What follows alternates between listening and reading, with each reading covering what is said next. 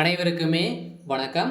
சற்று முன் கிடைத்திருக்கக்கூடிய ஒரு மிக மிக முக்கியமான செய்தி ஒன்று வெளியாகியுள்ளது. சற்று முன் செந்தில் பாலாஜி 300 கோடி வீடு இடித்து தரைமட்டம், நீதிமன்றம் அதிரடி உத்தரவு, இது மாதிரி பார்த்தீங்கன்னா செய்திகள் வெளியாகிருக்கு. சொல்லலாம், ஏற்கனவே செந்தில் பாலாஜி அவர்கள் பார்த்தீங்கன்னா சட்டத்துக்கு விரோதமான பண பரிமாற்ற வழக்கில் தான் வசமாக சிக்கியிருந்தார். ஏற்கனவே அவருடைய வீடுகளும் பார்த்தீங்கன்னா பேஸ்மெண்ட்டுமே 250 கோடி போட்டிருந்த சூழ்நிலையில் அதை அகற்றப்பட்டு இருந்திருந்த நிலையில் இப்போ அவர் ரிலீஸ் ஆகி பார்த்தீங்கன்னா 2 மாத காலங்களாவது.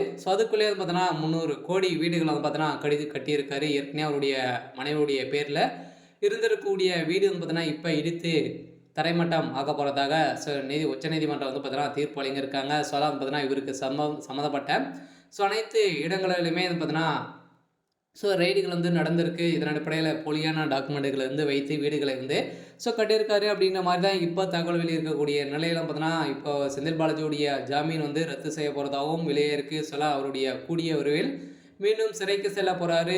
இந்த நிலையில் தான் மீண்டும் பார்த்தீங்கன்னா எக்கச்சக்கமான பிரச்சனைகள் செந்தில் பாலாஜி சிக்கியிருக்காரு.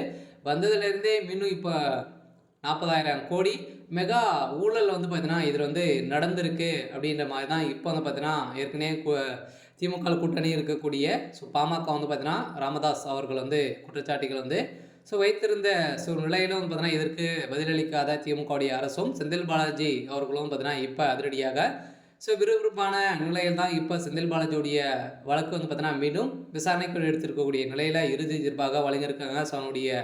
இவருடைய வீடு 300 கோடிக்கு சம்மந்தப்பட்ட வீட்டை பார்த்தீங்கன்னா இடித்து தரைமட்டம் ஆக்கணும் அப்படின்ற மாதிரி இப்போ அமலாக்கத்துறை பார்த்தீங்கன்னா மனு அளித்திருந்த நிலையில் மீண்டும் செந்தில் பாலாஜி அவர்கள் சிறைக்கு செல்ல போகிறாரு.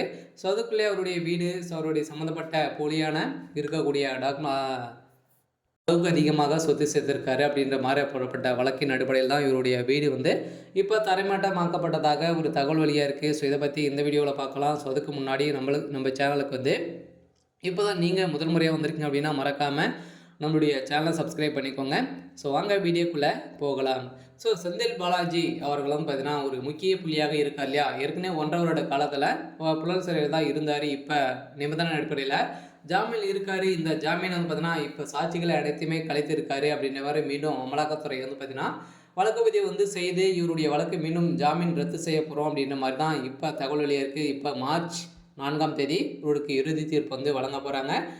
இவர் மீண்டும் புழல் சிறைக்கு செல்லத்துக்கான அனைத்து ஏற்பாடுகளும் நடந்திருக்கு. அடுத்ததாக பார்த்தீங்கன்னா நிறைய பேர் இந்த செந்தில் பாலாஜியுடைய வழக்கிலும் சிக்கியிருக்காங்க. இதில் பார்த்தீங்கன்னா சம்மந்தப்பட்ட அனைவரையுமே யாருமே சாட்சி சொல்ல வராத நிலையில் தான் இப்போ செந்தில் பாலாஜி அவர்களுடைய கதை ஒட்டுமொத்தமாக முடிய போகுது. இருந்தாலுமே செந்தில் பாலாஜியுடைய வழக்கில் என்ன நடக்க போகுது அப்படின்றத வெயிட் பண்ணி பார்க்கலாம். இது மாதிரி செய்திகளை தெரிஞ்சுக்கணும் அப்படின்னா மறக்காமல் நம்மளுடைய சேனலை சப்ஸ்கிரைப் பண்ணி சப்போர்ட் பண்ணுங்கள். தேங்க்யூ.